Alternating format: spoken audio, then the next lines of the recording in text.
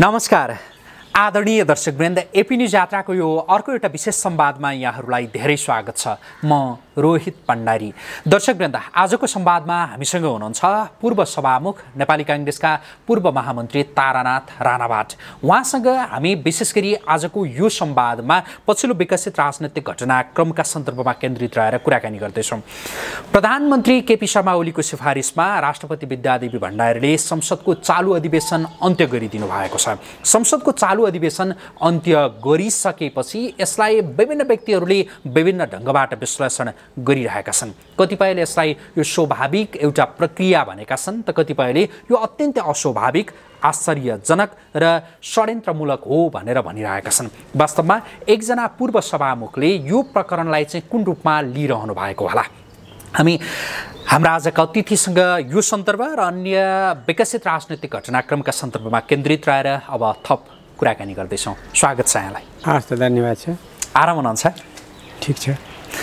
यो संसद बैठक आह्वान गरिएको थियो, तर अकस्मात संसद अधिवेशन नै अन्त्यको घोषणा भयो। यसलाई सामान्य रूपमा लिन सकिन्छ कि कतिले आश्चर्यजनक भनेका छन्, कतिले यो षड्यन्त्रमूलक हो भनेर भनिरहेछन्। यहाँ संसदको लामो समयसम्म नेतृत्व गरेको एकजना व्यक्ति, पूर्व सभामुख, कुन रूपमा लिइरहनु भएको छ यहाँले? होइन, जुन आकस्मिक ढङ्गले बिहान मन्त्री परिषदको बैठक गरेर वा नगरे जे होस्, प्रधानमन्त्रीजीबाट सिफारिस जानु, तत्काल त्यसलाई त्यो अनुसार हाउसको अन्त्य गरौँ नि। जुन घटना अहिले विकसित भएको छ राजनीतिक मुलुकको राजनीतिक उसमा आश्चर्यजनक नै हो। र यो अलिकति के हो भने गम्भीर ढङ्गले मुलुकको सिचुएसनका प्रति सोच्नेहरूले मलाई पनि लागिरहेको छ कि हामी जुन स्वस्थ विकासको परिकल्पना गर्छौँ, राजनीतिको, स्थायित्वको, शान्तिको र विकासको लागि, त्यहाँ कतै गडबडी त छैन। यसको कारक को हो? कारक त सत्तासीन पार्टी। अस्तिसम्म यो सर्वोच्च अदालतको फैसला नहुन्जेलसम्म दुईटा कम्युनिस्ट पार्टीहरू छुट्टीभिन्द नगराइदिएसम्म को स्थिति एउटा। अनि सत्तामा पृथक भए पार्टी पृथक छ, तर सरकारलाई समर्थन छ भनेर आफ्ना सदस्यहरू समर्थन विड्र नगरिरहेको अवस्थामा त्यही किचलो। पुष्पकमल दाहाजी सडकमा चाहिने सरकारका विरुद्ध जसरी प्रस्तुत भएको छ, सदनमा जसरी समर्थन दिइरहेको छ, त्यो एउटा आश्चर्यजनक विषय छ। अनि फेरि सत्ताधारी पार्टी नै केपी ओलीजी कै पार्टी भनौँ न, प्रधानमन्त्रीजीकै पार्टी, उहाँकै अध्यक्षताको पार्टीमा पनि केही चाहिने नेताहरू उहाँसँग असन्तुष्ट भएर कता यिनीहरू आफू पनि विभाजित हुने हुन् कि भन्ने ढङ्गले सडकमै छन्। र यी दुवै थरीको, तिनै थरीको भनौँ न, सत्तामा रहेको प्रधानमन्त्रीजीको पार्टी, प्रधानमन्त्रीजीको अर्को चाहिने असन्तुष्ट घर व्यवहारका कारणले हो कि के कारणले असन्तुष्ट भएको एउटा ग्रुप, अनि छुट्टीभिन्द भएर गएको चाहिने पुष्पकमलको कम्युनिस्ट पार्टीको क्रियाकलापलाई, जनता कहाँ प्रस्तुत भएको स्थितिलाई, तिनीहरूको अभिव्यक्तिलाई र त्यो अभिव्यक्तिका साथसाथ भएको त्यो नग्न प्रदर्शन, क्या नाङ्गो ढङ्गले, अत्यन्त अश्लील ढङ्गले, अत्यन्त तल्लो स्तरको भाषा प्रयोग गर्दै एकले अर्काका प्रति, त्यस्तो भनेको त हामी राजनीतिको कुन स्तरमा छौँ भनेर हामीलाई पनि चिन्ता छ नि। संसारले त के भन्छ भने राजनीतिक कल्चर त यो सबैको हो, कम्युनिस्ट मात्रै सडकमा छ त्यस कारणले उसको मात्रै यो चरित्र होला त ठान्दैन, काङ्ग्रेसको पनि यही होला, त्यहाँको अरू पार्टीको पनि यही हो। मैले यसलाई रोकेँ एकैछिन। जस्तो अब बजेट घोषणा गर्नुपर्ने दिन पनि नजिकिँदो छ होइन, जेठको यो त हिउँदे अधिवेशन 15 गते, जो बजेट अधिवेशनका लागि यो अहिलेको यो अधिवेशन अन्त्य गर्नु एउटा नियमित प्रक्रिया होइन र? होइन, बचाउ गर्न खोज्दाखेरि त त्यस्ता धेरै आधारहरू पाइन्छ, तर उपलब्धिविहीन अवस्थामा जनतासित के भयो त? हिउँदे अधिवेशन चलेर अर्थात् यो संसदको अधिवेशन सर्वोच्च अदालतको फैसला बमोजिम चलेर यसले कुनै न कुनै उपलब्धि त दिनुपर्ने हो नि। मुलुकले केही न केही आर्जन त गर्न पर्ने हो नि। जनता कुनै न कुनै ढङ्गले सन्तुष्ट हुनुपर्ने हो नि। सत्तासीन पार्टी, अपोजिसन पार्टी धेरै छन् नि त्यहाँ, अपोजिसनमा पनि हरेकका क्रियाकलाप, तिनका अभिव्यक्ति, तिनको प्रतिनिधित्व, जनताको सही प्रतिनिधित्व भएको भयो नि त त्यहाँ। जनताका दुःख, कष्ट, पीर, मर्काहरू, मुलुकका समग्र सिचुएसन शान्तिको स्थिति हेर्नु भने चाहिँ यस्तो विकराल स्थिति छ। हुँदा चाहिँ 7 वर्षका बच्चीहरू बलात्कार भएर मारिएका छन्। बलात्कारको कुरा भन्नुहोस्, हत्या हिंसाका कुरा भन्नुहोस्, लुटका कुरा भन्नुहोस् कि होइन, अनेक प्रकारका चाहिँ घुसखोरीका कुरा भन्नुहोस्, कमिसनखोरीका कुरा भन्नुहोस् कि अथवा स्वाभाविक ढङ्गले यो कोरोना अनि अहिले आएको यो मौसम सम्बन्धी चाहिने वातावरण आदि इत्यादिले गर्दाखेरि काम गरेर खाने जनशक्ति, कृषि मजदुर, किसान, कृषिमा काम गर्ने, उद्योग धन्दामा काम गर्ने मजदुर भन्नु होइन, कृषि मजदुर हुन् कि अन्यमा परेको, अनि बजारको मूल्यभाव बढ्यो माने यति धेरै आक्रान्त भएको छ, समस्याबाट पीडित छ नेपाली जनता। त्यसलाई सम्बोधन गर्नका निम्ति सरकारले यो गर्यो, पार्लियामेन्टले यो गर्यो भन्ने एउटा आश्वासनसम्म पनि, शब्दको बोलीको आश्वासन पनि नपाउँदै जनताको प्रतिनिधि संस्था हठात बन्द गरिनुको मुसमा तपाईँले भने जस्तो भित्र गएर अध्ययन गर्न त बाँकी नै छ अब। तर बाहिर जे आवरण देखियो आफू सुरक्षित हुनका निमित्त, कतिलाई आफू म सुरक्षित भएँ अब हाउस छैन भन्ने लाग्यो होला, कतिलाई अब हाउस छैन त्यसैले अब हामी सडकमा उन्मुक्त ढङ्गले नग्न प्रदर्शन गरेर अब हिँड्न सक्छौँ। नेपाली जनताको यो चाहिने सहनशीलतालाई, नेपाली जनताको यो धैर्यलाई, नेपाली जनताको यो नेपालप्रतिको आस्था र देशभक्तिलाई, राष्ट्रवादिताको भावनालाई दुरुपयोग गरेर हामी जुन खेल खेलिरहेका छौँ नि, राजनीतिक पार्टीहरूले, राजनीतिक पार्टीको स्वनामधन्य नेता हौँ भन्नेहरूले, यो लज्जास्पद हो। संसारले के भनेको होला नेपाललाई?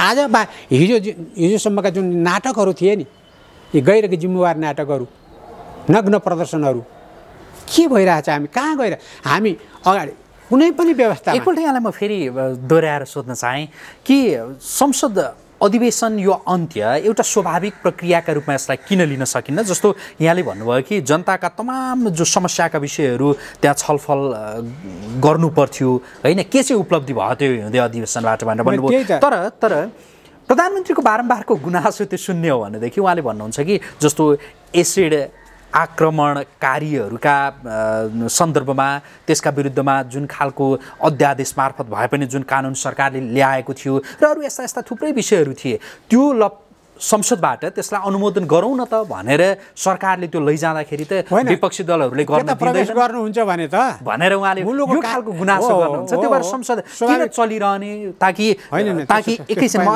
अझ अलिकति जोडेँ, ताकि सरकारले लगेका केही जस्तो एजेन्डाहरू सभामुखले नै अगाडि बढाइदिनुहुन्न, किन चलाइरहने भन्ने सरकारलाई यो स्वाभाविक रूपमा लाग्ने विषय होला नि होइन?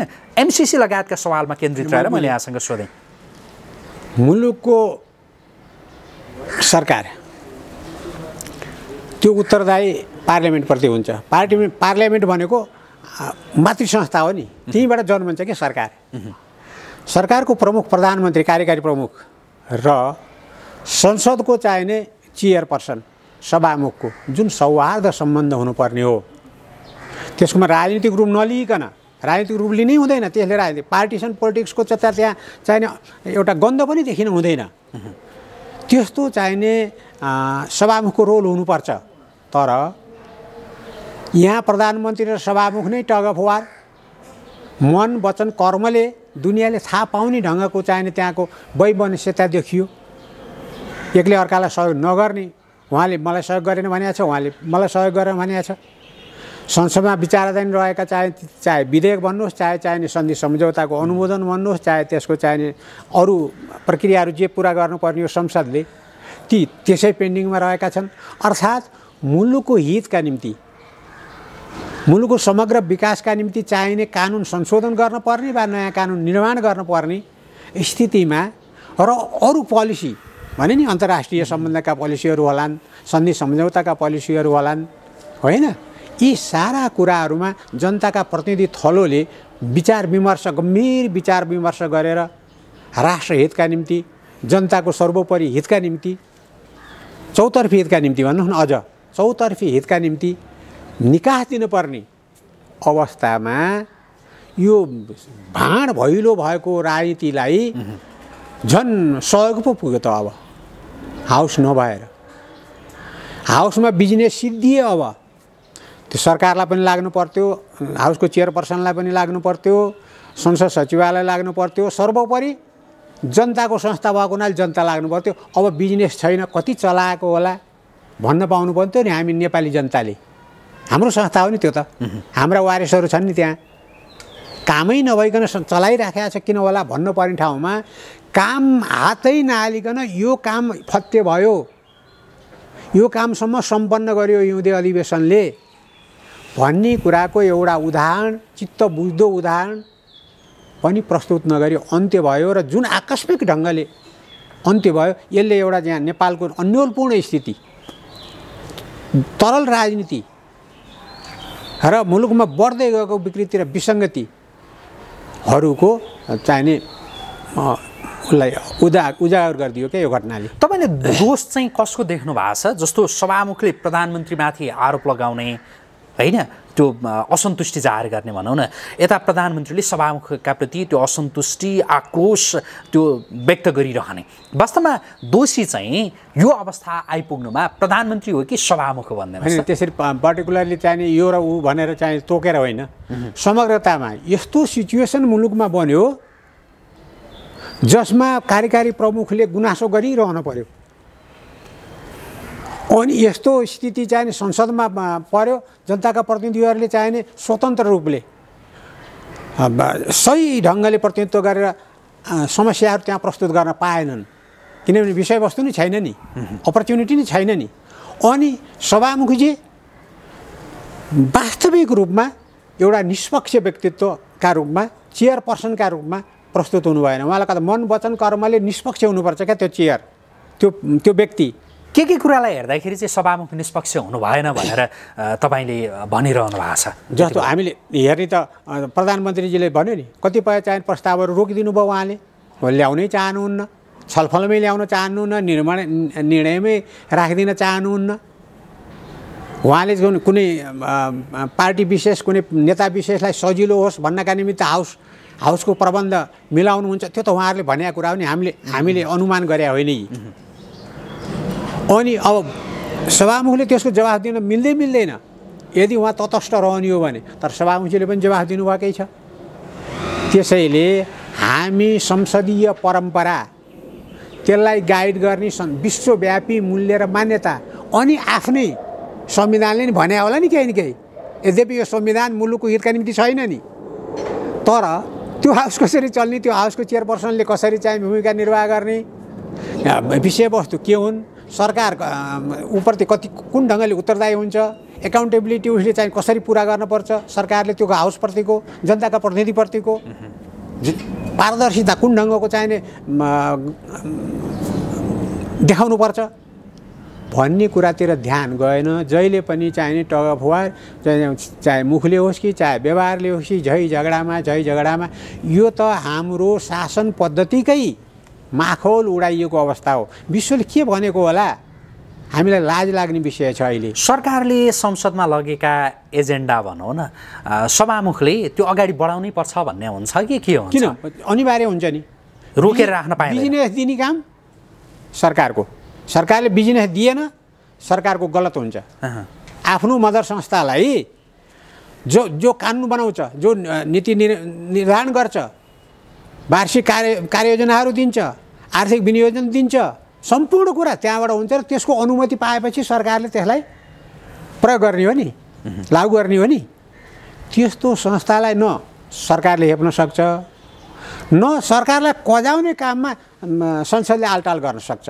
दुवै चुस्त ढङ्गले मुलुकको सेवामा लाग्नु पर्ने अवस्था हो। तर त्यो किन भनिहाल्यो नि, किन अन्त्य भयो भन्ने कुराको चाहिने चित्त बुझ्दो जवाफ जनताले पनि पाएको छैन, संसदले नि दिन सक्दैन, सरकारले नि दिन सक्दैन। अहिलेकै यही अवस्थालाई हेर्दाखेरि के जस्तो सभामुखले अगाडि नबढाइदिने ती जस्तो एमसिसी लगायतका जे एजेन्डाहरू छन्, जे विधेयक के जे छन्, तिनीहरू सभामुखले रोकेर राख्दैन। अनि सरकारले के गर्ने त? सरकारसँग यो अधिवेशन चलाइराखेर सरकारसँग चाहिँ के विकल्प हुन्थ्यो त? सरकारले के गर्न सक्थ्यो भन्नुहोस् त? होइन नि, सरकारले के गर्न सक्दो रहेनछ भन्ने त देखियो नि। आफूलाई चित्त बुझेन भने अन्त्य पनि गर्दैन सक्दो रहेछ नि, त फङ्सनलै हुन पाउँदैनस्। अन्त अन्त्य नगरेर सरकारले के गर्नु पर्थ्यो त? तेरो घिप्रो अठ्याउने अधिकार मसित छ भनेर आज बिहान देखियो नि। हो त्यसका प्रति सचेत रहनुपर्ने हाउस पनि हो र हाउस त मेरो मदर संस्था हो र त्यसले सम्पूर्ण चाहिने मुलुकका निम्ति गर्नुपर्ने कामहरूको चाहिँ निकासा पिकासादेखि लिएर बाटो निर्धारण गरेदेखि लिएर ऐन कानुन नीति नियम राष्ट्रिय अन्तर्राष्ट्रिय प्रश्नहरूमा दिनुभयो। जस्तो यहाँले धेरै सन्धि सम्झौताको कुरा उठाउनु हो नि, यसमा त राष्ट्रिय चिन्ता मात्रै होइन अन्तर्राष्ट्रिय चासोहरू पनि यहाँ खेल खेलिरहेको छ। एमसिसी पास होस् पास नहोस् नेपालभित्रै देखिएको छ। यो पार्टीभित्रका यो नेता देखिएको छ। एउटै पार्टीमा पनि भिन्न दृष्टिकोण छन् एमसिसीकै बारेमा होइन। म एकैछिन अलिकति काल्पनिक कुरा हुनसक्छ यहाँसँग मैले राखेँ है। जस्तो यति बेला सभामुख अग्निप्रसाद सापकोटा जो हुनुहुन्छ उहाँले तटस्थ भूमिका निर्वाह गर्न सक्नु भएन। यहाँले भन्नुभयो मानिलियो प्रधानमन्त्रीको कुर्सीमा तपाईँ हुनुहुन्थ्यो भने तपाईँसँग के विकल्प हुन्थ्यो अहिले यो संसद अधिवेशन अन्त्य नगरिकन? अलिकति काल्पनिक हुनसक्छ होइन। त्यसरी जाँदाखेरि अलिकति उहाँहरूको अपमान पनि होला। उहाँहरूलाई अपमान गर्नतिर चाहिने, उहाँहरूलाई डिनाउन्स गर्नतिर पनि नलागौँ।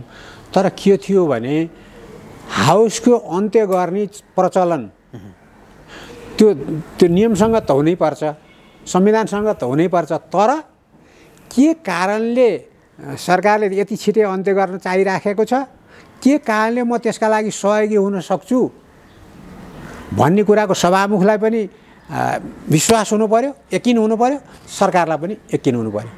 एकैचोटि आदेश जारी गरेर अन्त्य हुने कुरामा त अहिले मलाई जस्तो तपाईँहरूले म कहाँ आउनुभन्दा सभामुख कहाँ जानु पर्थ्यो।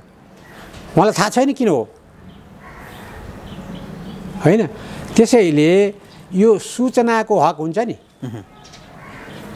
इन्फर्मेसन, यो सुसूचित हुने जनताको हक पनि यो आकस्मिक घटनाले गर्दाखेरि हामी अहिले रुमलिया छौँ, त्यो कुण्ठित भएको छ।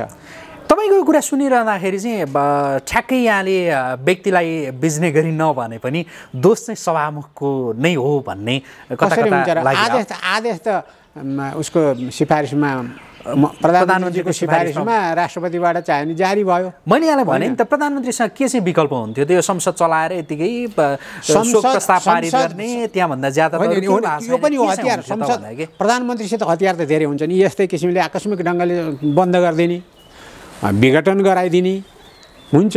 असहयोगी भयो, मुलुक ठप्प भयो, काम गर्न दिएन, संसद नै विरोधी भइदियो भने त्यस्ता अप्ठ्याराहरूलाई फुकाउन सकिएन, संवादले, सहमतिले, सहकार्यले फुक्न सकेन भने, बारम्बारको प्रयत्नले फुक्न सकेन। तर जनताले थाहा पाउनुपर्छ है त्यो कुरा। फेरि माने सबैले थाहा पाउनुपर्छ।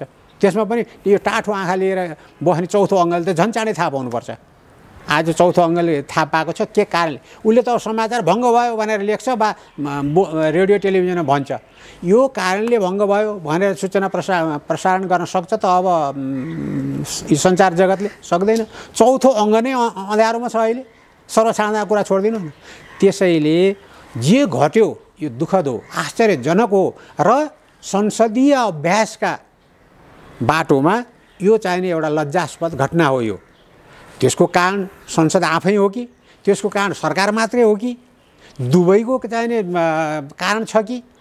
अब त्यो त अनुसन्धान गरेर भोलि पर्सितिर मुखरित हुन थाल्ला नि, थाल्छ त्यो। होइन भने त यो त बडो ठुलो क्या एक्सिडेन्ट हो यो क्या। कहिले संसारमै नभएको फ्लोर क्रस पनि यही हुन्छ, यही देशमा हुँदै नभएको त्यो हेर्नुहोस्। यो सानो देश, अब म प्रसङ्ग अलिकति यता ल्याऊ है।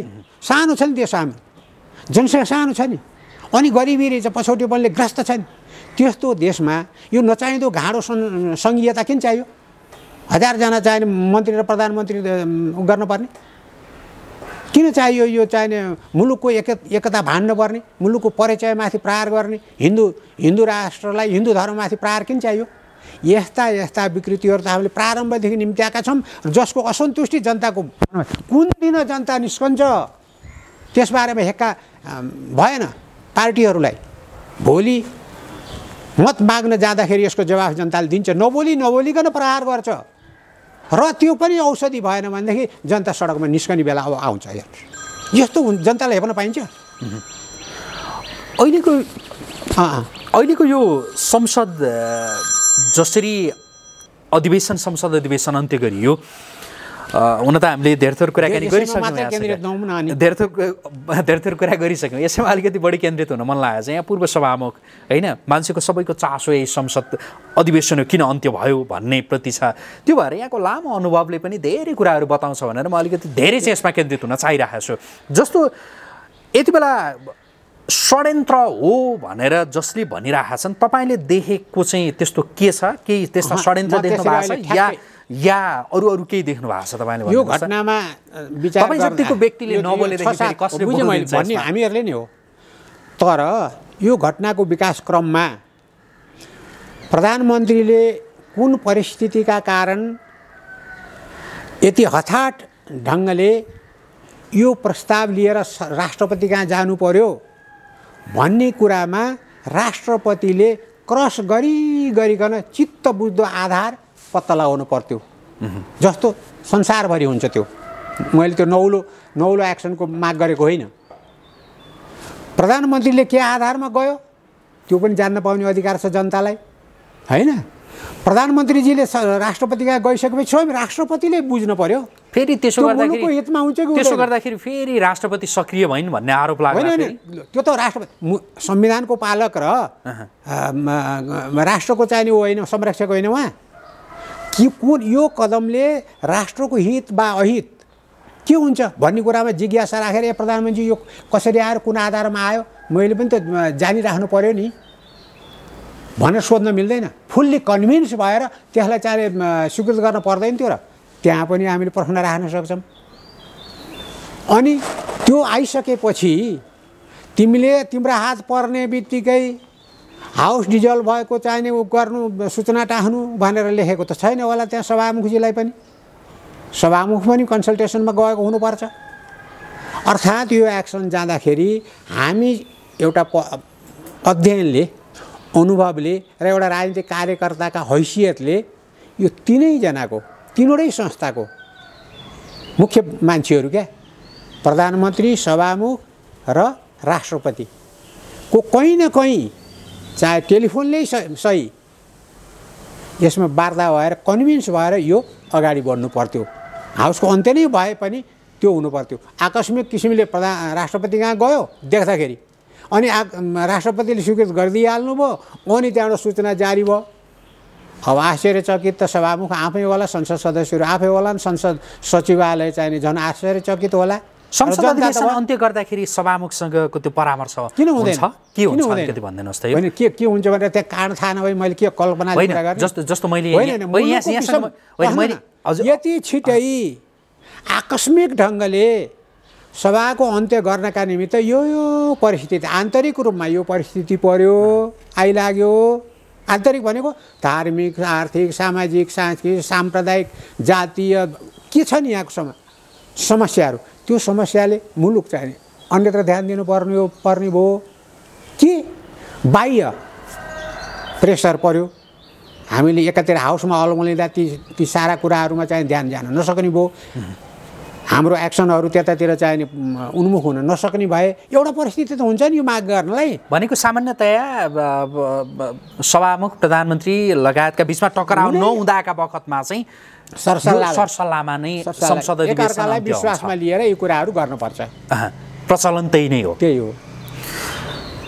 अब यतातिर जस्तो के पनि कुरा आइरहेको छ भनेदेखि सरकारका विरुद्धमा अविश्वास प्रस्ताव दर्ता गर्ने त तयारी थियो र प्रदेश सरकारहरूलाई पनि त्यसै गरी अविश्वास प्रस्तावहरू धमाधम दर्ता भइरहेका थिए र त्यहाँ पनि त्यसै गरी अन्त्य गरियो र त्यो अविश्वास प्रस्ताव छल्नका लागि यस्तो हो भनेर पनि भन्छन्। यो अमिल्दो कुरा हो कि कता मिल्दो हो कि यो के हो? यो चाहिँ संसदलाई गम्भीरतापूर्वक नहेरी टाउको नगर्नेर के अध्ययन नगर्ने।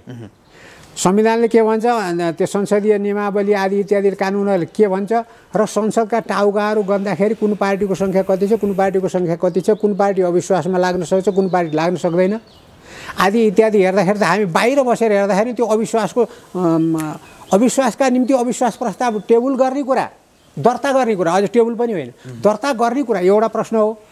त्यसलाई छलफलमा लिएर आएर मतदान गरेर सरकार फाल्न पर्ने त सम्भवै देख्दिनँ म त्यहाँ। तर संसदको टाउका गनेर मात्रै पनि नहुने रहेछ कि कर्णालीले देखायो। कर्णाली प्रदेशमा हेर्दाखेरि एमालेकै सांसदहरूले फ्लोर क्रस गरेर सरकार त्यो बचाइदिए त्यहाँ त्यो त्यही ठ्याक्कै यहाँ दोहोरिन्छ कि सङ्घीय सरकारमा पनि सङ्घीय संसदमा पनि पार्लियामेन्ट्री सिस्टम दलीय सिस्टम त्यसको एउटा मर्यादा हुन्छ, त्यसको एउटा सीमा हुन्छ, त्यसको एउटा गाइडलाइन हुन्छ, त्यसका मूल्य संसारमा 200 वर्षभन्दा बढीदेखि चाहिने संसद चलेका छन् नि, त्यहाँ चलेका प्रचलन मूल्य स्थापित भएका मूल्य मान्यताहरूले कहीँ नभएको जात्रा हाँडी गाउँमा भने जस्तो नेपालमा भयो, अहिले फ्लोरकस भयो। त्यो सुहाउने कुरा होइन, कुनै पनि पार्टीलाई सुहाउँदैन, कुनै पनि पार्टीको संसद सदस्य भएर लाई त्यो सुहाउँदैन, दलीय अनुशासनले सुहाउँदैन। हुइप उल्लङ्घन गर्ने भनेको कुरा नेपालको चाहिने यो घटना लज्जास्पद घटना हो र संसदीय अभ्यास पार्टीहरूको पार्टिजन पोलिटिक्सको चाहिने बाटोमा एउटा चाहिने अनौठो प्रकारको लाज मान्नुपर्ने घटना हो। यो त रोग हो। त्यही रोग यता केन्द्रमा पनि सल्किएला भन्ने डर होइन, अनुमान मात्रै होइन। यसमा जस्तो प्रचण्डले त प्रष्टैसँग भन्नुभएको थियो, हामीले कर्णालीमा जसरी देखायौँ अब 1-2 दिन पर्खिनुहोस् भनेर उहाँले विभिन्न कार्यक्रमहरूमा भन्नुभएको थियो होइन। यो हेरेर पनि प्रधानमन्त्रीले यो खालको एक्सन लिनुभएको हुन सक्ला होइन। अब पुष्पकमलजीको चाहिने बाटो खुल्यो नि, अब भुल्नु होइन, त्यो सत्ता लिप्साको उ त झन् फराकिलो बाटो अब फेला पर्यो। अब त जनता कहाँ गएर भोलि आफ्नै पार्टीले 2/3 बहुमत लिएर आयो भयो नि, सम्भव छ। अब जनताले देखिसकेनन् 10 वर्षको चाहिने आतङ्क र त्यसपछिका शासन पद्धति, त्यसपछि सडकमा चाहिने प्रधानमन्त्री भएर प्रधानमन्त्री चलाएको पार्टीका हैसियतले अहिले छुट्टी बिन्न भाइसित छुट्टी बिन्न गएर जनता कहाँ जाँदाखेरिको स्थिति देखिएन र अनि त्यसपछि यो जनता बुझ्दैनन्, जनतासँग चाहिने मूल्याङ्कन गर्ने शक्ति नै छैन भन्ने किसिमले जनतालाई बेवकुफ बनाउनका निमित्त बोलेर हिँडेर फाइदा हुँदैन। न म हुन्छ, न चाहिने पुष्पकमल, न कोही त्यसरी हिँड्ने नै होइन। यसको एउटा मर्यादाभित्र, एउटा सीमाभित्र, राजनीतिका पनि आफ्नो मर्यादा र सीमा नलेखिएका कानुन क्या, झन् उल्लङ्घन गर्न नहुने मूल्य र मान्यताहरू त्यसभित्र पो रहनुपर्छ। यो गफ लाएर र यसका कुराहरू घरमा चाहिँ झगडा गरे जस्तो गरेर हिँडेर हुन्छ। अहिले यो देशको राजनीतिलाई केले यो कस्तो लथालिङ्ग भताभुङ्ग भद्रगोल बनाइरहेको छ? के हो यो? यसको बुझ्नै नसक्ने होइन नि, कति सजिलोसँग बुझ्न सकिन्छ। यसको भू राजनीतिक बनोट र यसको रणनीतिक महत्त्व हेर्नुभयो भने छर्लङ्ग छ।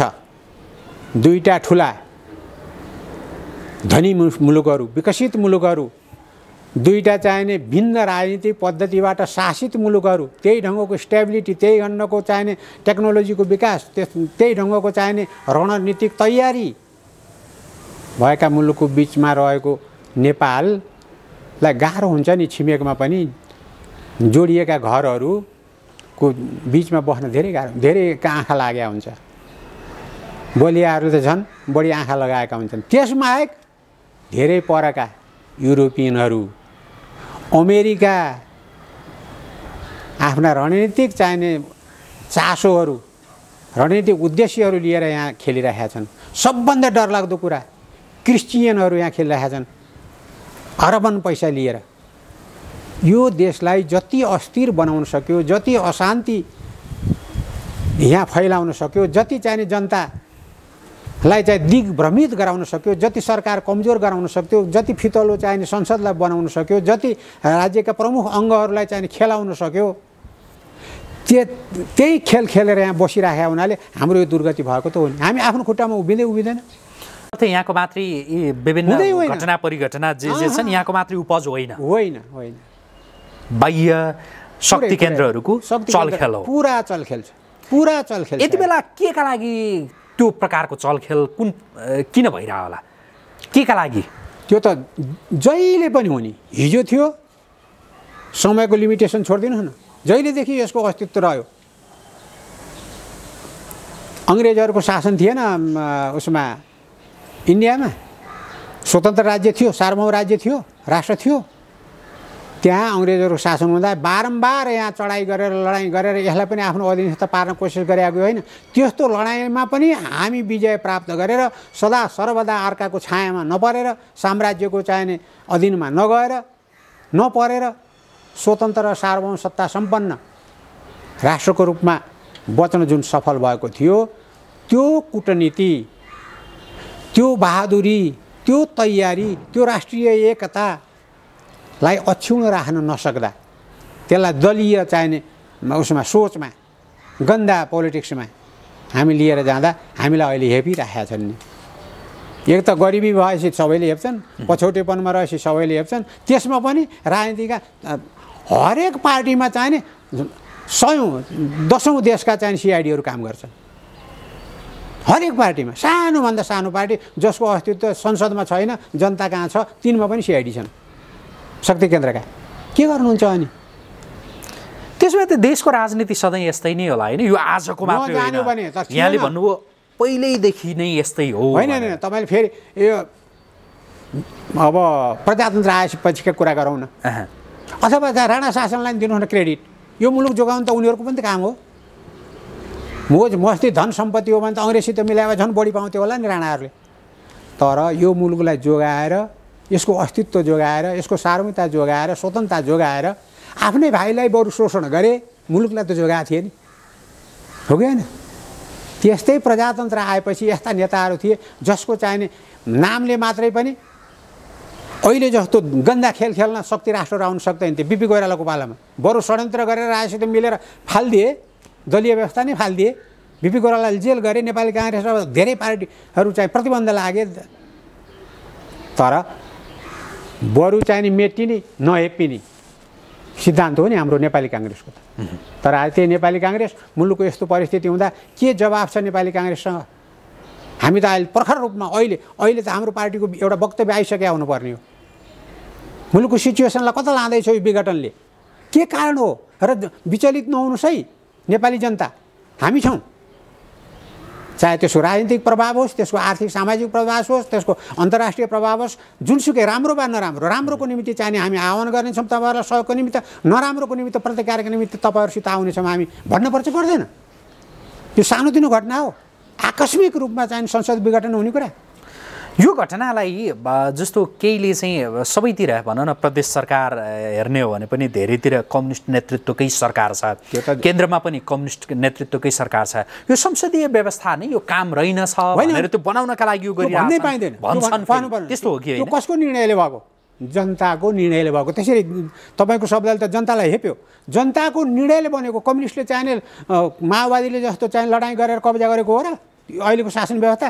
जनताको अभिमतले उसले चाहिँ स्वीकृति पाएर कानुन बमोजिम संविधान बमोजिम सञ्चालन गरेको छ नि। राम्रो गर्यो नराम्रो गर्यो आफ्नो ठाउँमा छ, विवेचना गरौँला, मूल्याङ्कन गरौँला, भोलि भोट दिँदाखेरि त्यसको चाहिँ रिजल्ट देखाइदिउँला, त्यो अर्को कुरा हो। तर भन्न पाइँदैन नि कब्जा गरेको भनेर। तपाईँले आभास हुँदैन यो संसदीय व्यवस्थालाई असफल बनाउनका लागि कम्युनिस्ट सरकारहरू लागि परेका छन् भन्ने त्यो आभास हुन्छ कि हुँदैन? त्यसको निमित्त हो, त्यसको निमित्त चेक गर्ने कसको काम हो त? अपोजिसनको काम हो, मेरो काम हो, नेपाली काङ्ग्रेसको काम हो। नेपाली काङ्ग्रेस मेन अपोजिसन यो इतिहासमा नेपाली काङ्ग्रेस यो प्रजातन्त्र लिएर आउन, जनतालाई सार्वभौम बनाउन, स्वतन्त्र बनाउन योगदान र नेतृत्व नेपाली काङ्ग्रेसको हो। त्यो नेपाली काङ्ग्रेस अहिले कहाँ छ भन्ने कुराको अवस्था नभएर गुट उपगुटमा विभाजन हुँदाखेरि, साथी साथीमा चाहिने कम्युनिकेसन नहुँदाखेरि एउटा बसेर छलफल गरेर मुलुकलाई निकास दिउँ, जनतालाई एउटा सन्देश दिउँ, सरकारलाई चाहिने वार्न गरौँ, संसदमा चाहिँ त्यसका आवाजहरू चाहिने रेकर्ड गरौँ, विदेशीहरूले त्यसको सन्देश पाउन्, सहयोगी मित्र राष्ट्रहरूले, दाता निकायहरूले, छिमेकीहरूले, हरेक समस्याको क्या भन्ने कुरामा हामी नेपाली काङ्ग्रेसले जबसम्म यो गुट उपगुटको चाहिने अभ्यास छोड्दैन, जबसम्म चाहिने एउटा सामूहिक रूपमा काम गर्ने र हिजोको चाहिने इतिहासलाई, हिजोको तपाईँको चाहिने आफ्नो साखलाई र नेपाली जनताको आस्थालाई र विश्वासलाई सम्झेर प्रखर रूपमा काम गर्न सुरु अब आजैदेखि त्यो अन्त्यदेखि हाम्रो प्रारम्भ हुनुपर्ने हो, हामी गर्नै पर्छ। म फेरि दोहोऱ्याएर सोधेँ, तपाईँलाई चाहिँ अघि मैले भने जस्तो यो संसदीय व्यवस्था नै ठिक रहेनछ भनेर जनतामा त्यो पार्नका लागि कम्युनिस्ट नेतृत्वका सरकारहरूले त्यो गरिरहेछन् भन्ने आभास भइरहेछ कि छैन भनेको? तपाईँको यो क्वेसनले नै यो सिस्टम अहिले संसारमा सबैभन्दा बढी शासित भएका मुलुकहरू संसदीय व्यवस्था अन्तर्गतका छन्। कहीँ कहीँ जस्तो बर्मामा जस्तै कहीँ कहीँ सेनाले जबरजस्ती शासन गरेको छ। कहीँ कहीँ कम्युनिस्ट एकाधिकारवादी, तर पनि संसदको नाम त राख्नै परेको छ। चीनमा संसद छैन, छ। संसदीय व्यवस्था यो युगले समयले परिमार्जित भएर सर्वस्वीकृत भएर अभ्यासमा आएको हो बाबा। यो असफल त हुँदै हुँदैन। खालि हामीले चलाउन जानेनौँ भन्नुहोस् न, आफूलाई दोष दिनुहोस् क्या। सिस्टमलाई दोष दिएर काम लाग्छ? सिस्टमको सञ्चालन गर्न जनताले पत्याएका हामी नेतृत्वमा राखेका भन्नु पर्यो। अब पत्याएका वारिसहरूले काम गर्न नसक्दा सिस्टमलाई दोष, नाच्न जान्दिनँ, आँगन टेढो भन्न पाइन्छ? संसदीय व्यवस्थालाई दोष? अब के होला, देशको राजनीति कसरी अगाडि बढ्ला, के देख्नु भएको छ? हामी निराशावादी हुनु हुँदैन, हिम्मतका साथ, आशाका साथ मुलुकलाई स्थिरता र शान्ति दिन कानुनको शासन आवश्यक छ। अनि त्यसका आधारमा, सुशासनका आधारमा संसारलाई विश्वासमा लिएर सबभन्दा बढी छिमेकहरूलाई चाहिने विश्वस्त बनाएर अनि हामीले यहाँ एक्ट सुरु गर्नुपर्छ। विकृति विसङ्गति हटाउनका निमित्त तपाईँ कडा रूपमा प्रस्तुत हुनैपर्छ। कानुन चाहिने दरो ढङ्गले चाहिने गराउनुपर्छ। घुस खाएपछि कानुन सनार हराउँछ। विकृति विसङ्गतिहरू कति छन्? हो, जब देशमा शान्ति र सुशासन हुँदैन, स्टेबिलिटी हुँदैन हाम्रो जस्तो देशमा, फेरि त्यसका निम्ति अब प्रयत्न गर्नुपर्छ। चुनाव आउँदा हामी झगडा गरौँ, तपाईँको एउटा पार्टी मेरो एउटा पार्टी छ, यस कारणले उहाँलाई चुन्न हुँदैन भनेर भनौँला एकअर्कालाई। तर चुनावको सिद्धिएपछि मुलुक निर्माणको निमित्त, जनताको सेवाका निम्ति, यसको भू राजनीतिक स्थितिको संवेदनशीलतालाई महसुस गरेर कुनै पनि शक्ति राष्ट्रको, कुनै पनि चाहिने यहाँ विखण्डनकारी तत्त्वको, चाहे त्यो जुनसुकै आवरणमा आएका हुन्, त राजनीतिका आवरणमा, सहयोगका आवरणमा, धर्मका आवरणमा, जुनसुकै आवरणमा आएका हुन्, तिनलाई निस्तेज गराउन, निष्क्रिय गराउन, तिनलाई उदाङ्गो गराएर नेपाली जनताको चाहिने एकताबाट यो देशलाई चाहिँ यसको शासन व्यवस्था पनि सफल गराउने, यसको आर्थिक सामाजिक पुनर्निर्माणको अभियान गरेर आफ्नो खुट्टामा उभिने अर्थतन्त्र निर्माण गर्ने काममा चाहिने हामीले संसारको सहयोग पनि लिनुपर्छ। नेपाली जनताको एकताको आधारमा यो विकृति विसङ्गतिहरूलाई चाहिँ तोडेर अगाडि बढ्नलाई सानो देशलाई बनाउनु कति समय लाग्छ र? यो बितिएको संसदको आयु त अझै छ होइन, तर विषयमा न केही भइहाल्छ कि भन्ने डर पनि मान्छेका मनमा त्यत्तिकै छ। अब यही संसदको आयु जहिलेसम्म छ त्यति बेलासम्म यही संसदलाई काम गर्न दिने गरी अगाडि बढ्नुपर्छ या होइन? अब यो देखिहाल्यो, हुन्छ नि, यो संसदमा जे देखियो, फ्लोर क्रसदेखि लिएर अनेक जो सम्भावना है सङ्घीय संसदमा जे देखियो, यो हेर्दाखेरि चाहिँ अब यो काम छैन, यो संसद के गर्नु? अर्को संसदका लागि चाहिँ चुनावमा जानुपर्छ। चुनावमा जानलाई त यसको विघटन गर्नु पर्यो कि होइन, या त यसको अवधि सिद्धिनु पर्यो। आवधिक निर्वाचनमा जाने हो अथवा चाहिने तपाईँको यसलाई अन्त्य गरेर मध्यावधि निर्वाचनमा जाने हो, होइन? बाटाहरू त संविधानले पनि दिएका बाटाहरू छन् नि। यद्यपि जनतालाई चित्त बुझ्छ बुझ्दैन, अस्तित्व चित्त बुझेन नि, कानुन सम्मत पनि रहन्छ, जनतालाई पनि चित्त बुझेको थिएन। त्यो कुरा चाहिने स्थगनमा गयो, हाउस बिउतियो। अब त यसको आयु त धेरै छैन, यो सकिन्छ। यसैलाई जोगाएर 2 वर्ष शासन गरोस्, शान्तिपूर्ण ढङ्गले, धाँधली रहित ढङ्गले जनताको सहभागिता होस् चुनावमा, र स्वच्छ छविको सरकार बनाउनका निमित्त प्रतिनिधिहरूको छनौट होस्। त्यो चाहना हामी राखौँ न। सधैँ अस्थिरताको खेल, सधैँ विकृति विसङ्गतिका खेलहरू, सधैँ गाली र गलौजका चाहिने नाराबाजी र चाहिने भाषणबाजीहरू, यो आफू त मरण जोरीको हाँसो भने जस्तो त जोरी मात्रै होइन, मित्रहरू पनि हानि भयो क्या हाम्रो दुर्दशा देखेर। त्यस्तो खेल्नु हुँदैन। अहिलेको संसारमा चाहिने यत्रो संसारमा आजका घटनाले संसारले नेपाललाई देखिसक्यो, थाहा पाइसक्यो, चुनिसक्यो। अब के गर्ने त भन्नुहोस् त, कसरी अगाडि बढ्ने? अबको निकास के? अबको निकास आफ्नो पार्टीको राजनीति आफूले सभ्य ढङ्गले काम गर्नुहोस्, त्यसमा कसैले एकले अर्कालाई हस्तक्षेप गर्न हुँदैन। तर मुलुक निर्माण र जनताको हितका निम्ति काम गर्दा, देशको इज्जत र प्रतिष्ठाका निम्ति काम गर्दा, यसको टेरिटोरियल इन्टिग्रिटी, प्रादेशिक अखण्डता र यसको सार्वभौमिकतालाई अक्षुण्ण राख्नका निम्ति राष्ट्रिय एकता र मेलमिलापको उसमा बाँधिनै पर्छ। एकताभन्दा अर्को यो देशको विकासको आधार छैन, यो देशको चाहिने संरक्षणको आधार छैन, यो देशको चाहिने आफ्नो खुट्टामा उभिने प्रयत्न र अगाडि बढ्ने साहसको आधार छैन। मिलेरै हो गर्ने। यहाँ त एउटा पार्टी अर्को पार्टीको शत्रु हुन्छ, यो पार्टीभित्रै एउटा गुट अर्को गुटको शत्रु हुन्छ, अनि उपगुट अर्को उपगुट र अर्को उपगुटको शत्रु। यस्तो गन्दा राजनीतिले मुलुक बन्दैन। हरेक पार्टीले आफ्ना यस्ता गलत अभ्यासहरू, असंसदीय अभ्यासहरू, अमानवीय अभ्यासहरूलाई तोडेर व्यापक राष्ट्रिय उदार भावनाले देशको हितका निम्ति चाहिने अग्रसर हुने, एकताबद्ध हुने र मुलुकलाई चाहिने सुशान्त, सुस्थिर र कानुनको शासनबाट शासित विकासका निम्ति एकाग्र ढङ्गले पाइला चाल्ने अभियान र प्रतिज्ञाका साथ हामीहरू बस्नुपर्छ। अब अलिकति फरक सन्दर्भ, पूर्व राजा ज्ञानेन्द्र शाहको भारतमा जुन प्रकारको स्वागत सम्मान भयो र त्यहाँका सङ्घीय सरकारका एकजना मन्त्रीले नै उहाँलाई राजा भनेर, जो श्रीपास महाराजाधिराज भनेर त्यहाँ सम्बोधन गर्नुभयो भनेर विभिन्न कुराहरू आए होइन। त्यहाँ उहाँको जुन प्रकारको स्वागत र सम्मान गरियो नि, यसको त्यस्तो ठुलो केही अर्थ, त्यस्तो ठुलो केही सङ्केत देख्नु भएको छ कि यो एउटा सामान्य कुरा नै हो भनेर लिइरहनु भएको छ यहाँले? अब महाराजको चाहिने त्यो इन्डिया जाने कुरा तीर्थयात्राको कुरा हो, त्यो बढी चर्चाको विषय पनि होइन होइन, त्यो तीर्थयात्राको कुरा हो। संसारबाट लुम्बिनीमा आउँछन्, तीर्थयात्राका कुरा हुन्। धेरै राष्ट्रका प्रतिनिधिहरू आएर, राष्ट्रपति भएका मान्छेहरू आएर हामीले देखेका छौँ, बुझ्नु भएन? प्रधानमन्त्रीहरू आएर जान्छन्। हाम्रै मुक्तिनाथ पोखराको बाटो हुँदै चाहिँ धेरै राष्ट्रपतिहरू, धेरै प्रधानमन्त्रीहरू आएर जान्छन्। यद्यपि त्यो प्रचारमा आउँदैन, त्यसैले स्वागत गर्ने मौका पाइँदैन। व्यक्तिगत स्वागत पाए यस कारणले कि हजारौँ वर्षदेखि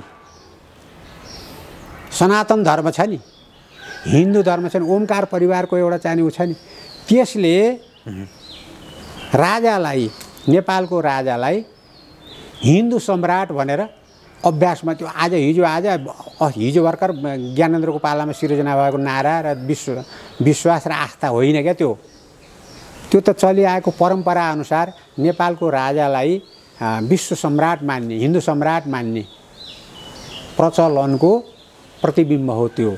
स्वागत भनेको त तपाईँ चाहिँ चिनाजानी भएको गाउँमा जानुहुन्छ भने 100 जना मान्छे भेटघाट गरेर, तर उहाँ त राजा होइन, यति बेला राजाकै हैसियतमा त्यहाँ स्वागत गरियो भनेर तपाईँ पोलिटिक्सको विद्यार्थी, तपाईँ पोलिटिक्सको विद्यार्थी हो कि होइन? होइन होला। जस्तो तपाईँले यदि पोलिटिक्सको विद्यार्थी भए र संसारभरिको पोलिटिकल चाहिने कल्चरलाई, एउटा पोलिटिकल परम्परालाई हेरेको भए एउटा सिद्धान्त छ, वन्स ए प्रेसिडेन्ट अलवेज प्रेसिडेन्ट। आफ्नो कार्यकालभर ऊ शासन गर्ने प्रेसिडेन्ट हो, जब ऊ निवृत्त हुन्छ तर उनलाई बोलाउँदाखेरि पनि प्रेसिडेन्ट नै भन्छन्। अहिले अमेरिकामा गएर हेर्नुहोस्, जति पनि बाँचेका प्रेसिडेन्टहरू होलान् ती अहिले पनि प्रेसिडेन्ट हुन्। वन्स ए किङ अलवेज किङ। गाउँमा तपाईँको मुखिया थियो होला नि राणाकालको, अहिले पनि मुखिया हो। त्यसो अहिले राजा या पूर्व राजा भनेर जुन खालको बहस छ त्यो बेकारको। शासनमा त छैन नि होइन, शासन सत्ताको चाहिने ऊ भएर राजाकै रूपमा, हिजोको भन्नुहोस् न, यो गणतन्त्र आउनुभन्दा पहिलेकै राजाको रूपमा गएर राजाको स्वागत पाउनु एक ढङ्गको कुरा थियो। अहिले राजाको स्वागत पाउनु अर्को ढङ्गको कुरा। विश्व हिन्दू उसको त के भन्ने, हिन्दू धर्मावलम्बीहरूको कति 1 अरब करिब 45-42 करोड जनसङ्ख्या छ। त्यसको चाहिने आस्थाको केन्द्र धार्मिक ढङ्गले है, शासकीय उसमा होइन त राजा हो। उनीहरूले माने नमान भन्न पाउनुहुन्छ तपाईँले? मान्नेलाई नेपालमा पनि चाहिने धार्मिक आधारमा चाहिँ मान्नेलाई नमान भन्न पाउनुहुन्छ? अझ परारसम्म त नेपालमा विष्णुको अवतार पनि त भन्थे नि, शासनमा छैन्जेल त हो कि होइन? त्यो चलन थियो नि। अहिले पनि बुढाबुढीहरू चलन। हिजो मैले उनलाई एउटा टेलिभिजनमा चाहिने एउटी बुढी आमा, दाँत पनि थिएन नि बिचरा, बल्ल बल्ल उभिएर राजाको स्वागतमा पुग्नु भयो रहेछ। उहाँ राजा आऊ देश बचाऊ भनेर त्यहाँ नारा लगाएर छन्। त्यो आमाले के भन्नुभयो? है आऊ देश बचाऊ भनेर हुन्छ? राजा ल्याऊ देश बचाऊ भन्नुपर्छ। मान्छेको त्यो आस्था तपाईँले प्रहार गर्न सक्नुहुन्छ? त्यो भावनालाई अपमान गर्न सक्नुहुन्छ? तपाईँ राजनीतिक कारणले त्यो भावनालाई चाहिने रोक्न सक्नुहुन्छ, तर त्यो बुढीमा उसलाई सुट गर्न सक्नुहुन्छ त्यो बोली भनेर। त्यसैले कस्तो प्रकारको चाहिने हिन्दू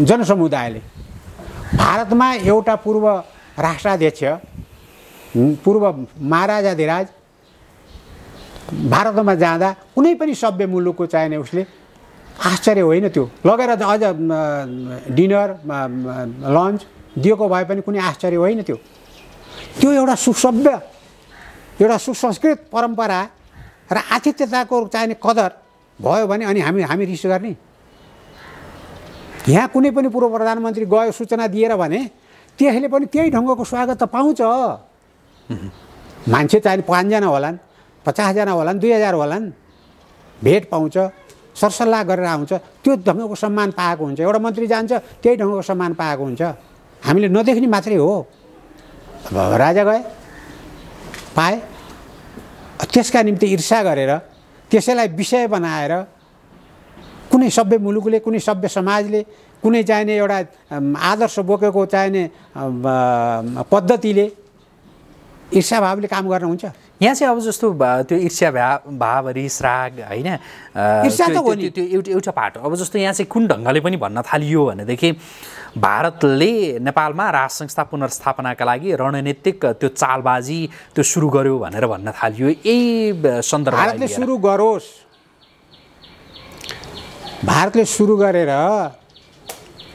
माओवादीले 10 वर्ष उपद्रव गर्यो शासन परिवर्तन भयो तर जुन दिन नेपालीहरू मिलेर शासन परिवर्तनका निमित्त समझदारी कायम गरे सहकार्यमा उत्रे त्यो दिन भयो त्यसैले यो देशको शासन व्यवस्था कस्तो हुने हो राजतन्त्र फेरि पुनर्स्थापित गर्ने हो कि होइन संसदीय व्यवस्थालाई चाहिँ अर्कै ढङ्गको गणतान्त्रिक व्यवस्था बनाउने हो कि प्रधानमन्त्री पनि चुन्ने क्या प्रधानमन्त्री पनि प्रत्यक्ष चुनाव गरेर गर्ने हो कि त्यो त जनताले निर्णय गर्ने कुरा हो जनता एक सङ्गठित भएर कुनै पनि काम 7 सालमा राणा शासनको अन्त्य कसैले देखाएको थियो ल्याइदियो त नेपाली जनताले नेपाली काङ्ग्रेसको नेतृत्वमा त्यस्तै पञ्चायत जान्छ कसैले सोचेको थियो ल्याइदियो त नेपाली काङ्ग्रेसले जनताको सहयोगमा त्यस्तै कुनै पनि व्यवस्था राजतन्त्र नै भन्नु हुन कोही निस्कन्छ कुनै संस्था एउटा अनुशासनमा आबद्ध भएर शान्तिपूर्ण आन्दोलन गरेर ल्याउँछ भने ल्याउँछन् त्यो जनताको त्यो सोच भएका जनताको अधिकार हो